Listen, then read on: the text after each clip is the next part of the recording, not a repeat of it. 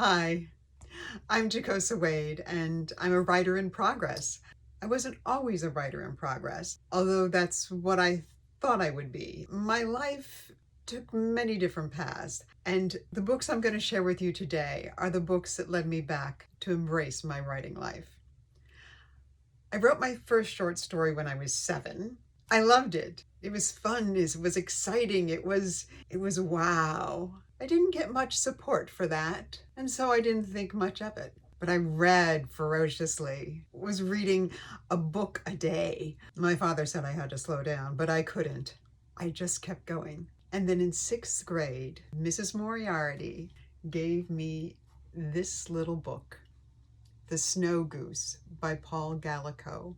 It's the story of a hunchback writer who goes to an abandoned lighthouse and cares for the birds and paints them and lives a solitary life, and about a little girl, Fritha, who brings him a wounded bird, and how together they nurse the bird back to life and create an extraordinary bond that heals them both. The Snow Goose was the first book that allowed me to feel like I was Fritha.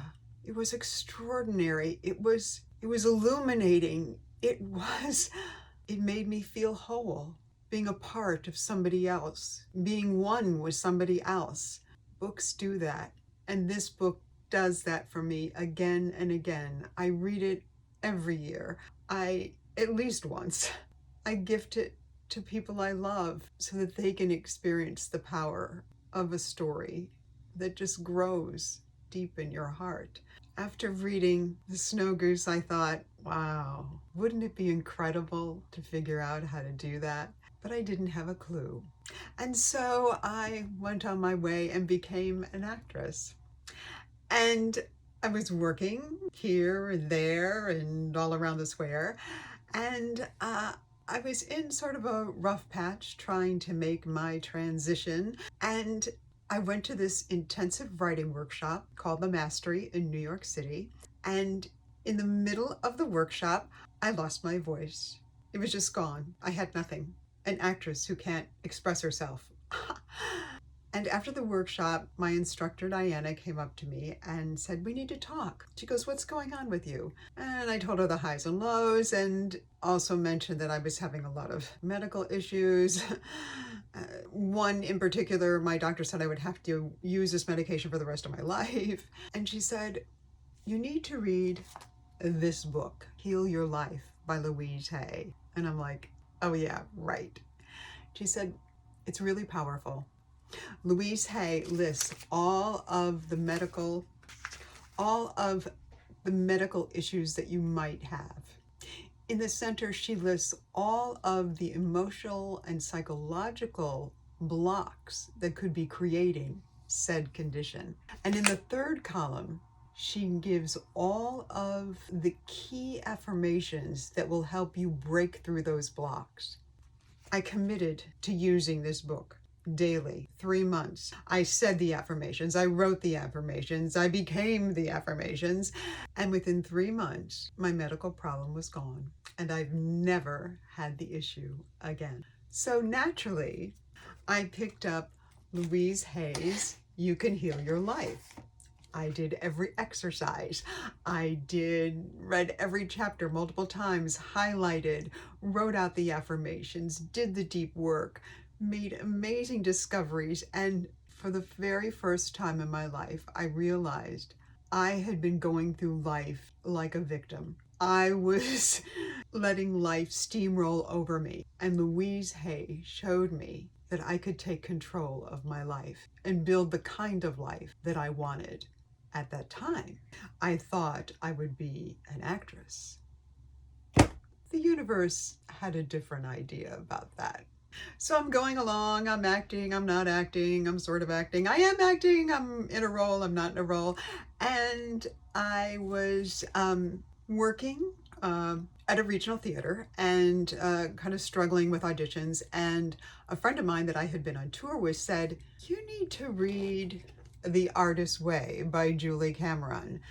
And I was like, okay. She said, yeah, it's really helpful. It's all about moving through the creative blocks and just really letting the flow come. And I was like, okay, I'll think about it. And I think it was within 24 hours, I heard this interview with Katie Lang, the singer, the songwriter, who had been going through blocks of her own. And she talked about morning pages and the artist's way and how this book helped her plow through those blocks and get writing again. And so I said, okay, that's a sign. I got the book. I did all the exercises. I read every chapter. I did the artist date. I did my morning pages. And oh my gosh, every time that Julie asked me, where do you see yourself in 5 years? How do you envision your life rolling out in the next 10 years? Where do you see your life? How is your life going to look? What will you be doing in 5, 10, for the rest of your life? What will you be doing? And I never wrote down actress, director, choreographer, acting coach. I never wrote down any of the things that I had been doing to make a living. Every time she asked, what are you going to be doing in 5, 10 years? I wrote, writer. My plays are going to be produced and I am going to be a playwright. And I was writing plays at the time. And that, reading The Artist's Way, is what helped me finally commit to my writing life. I've been writing every day since then. Fast forward, been going to a few writing conferences, been told, uh-oh, you have no voice. Okay, what do I do about that? I go to another writing conference and I meet Stephen Cope, who wrote Great Work of Your Life. It's an amazing book, totally unexpected. It's all about finding your dharma. He talks about all the people who naturally gravitated towards their dharma, like Jane Goodall, John Keats, Gandhi, Beethoven. And he also highlights people like you and me who are struggling between, oh, I'm doing this, but I really want to do that, and how they made that transition once they embraced their dharma. And he does all this through the use of talking about the lessons, the pillars of Dharma that are laid out in the Bhagavad Gita. It is an extraordinary book. It took me on a journey that I did not expect. I saw that all of the events in my life up until that time had led me to this moment, that my Dharma has always been there, that this is what I was meant to do. I had just been ignoring the signs. It was mind-blowing. And then this, do not worry about the outcome. Success or failure are not your concern. It is better to fail at your own dharma than to succeed at the dharma of another. Your task is only to bring as much life force as you can muster to execute your own dharma. Oh my gosh, yes. And so I buckled down and embraced more than ever the fact that this is what I was meant to do. Writing is all I've ever really wanted to do. And the more I get underneath it, the more it nurtures me. It's not an easy path, right? It's just not. There's frustration, there's highs and there's lows, and how do you put yourself out there? How do you know you're writing the right book? And then I read Wild by Cheryl Strayed. Oh my gosh, how raw and vulnerable she is about talking about her need to do this extraordinary thing, walking the Pacific Coast Trail, because she couldn't figure out what her life was going to be like after the death of her mother. Each page just pulled me in and connected me to a truth that I did not know on the page. I wanted to understand. I wanted to be able to do that thing. It made me want to dig deeper and figure out exactly how I could excavate that vulnerability and that rawness. And after I read Wild, I picked up Tiny Beautiful Things. Oh my goodness. I mean, if you've ever had any question, conflict in your life that you just don't know how to answer, well, it's in this book. It's in here, absolutely. And she speaks to just the humanness and our need to embrace and support ourselves. And then when I was figuring out, like, how do I do this? Like, how do I do this on the page? Then I came across these two passages.